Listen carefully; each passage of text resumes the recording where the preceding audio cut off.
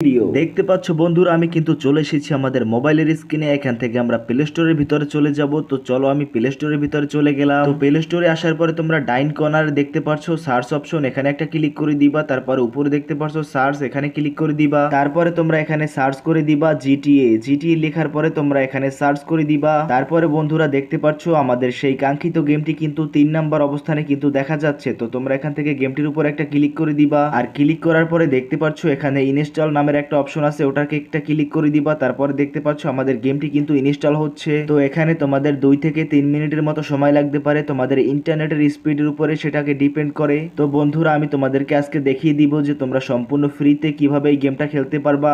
যারা যারা স্কিপ করে ভিডিওটা দেখছে তারা কিন্তু কেউ জানতেই পারবে না যে এই গেমটা কিন্তু টাকা দিয়ে খেলা লাগে। আসলে এই গেমটা কিন্তু ফ্রিতেও কিন্তু খেলা যায়। তো আজকে আমি তোমাদেরকে দেখিয়ে দিব যে তোমরা এই গেমটাকে কিভাবে ফ্রিতে খেলতে পারবা। তো চলো শুরু করা যাক বন্ধুরা। এটা আস্তে আস্তে দেখতে পাচ্ছ ডাউনলোড হচ্ছে। তো বন্ধুরা দেখতে পাচ্ছ আমাদের গেমটি কিন্তু ফাইনালি ডাউনলোড হয়ে গেছে।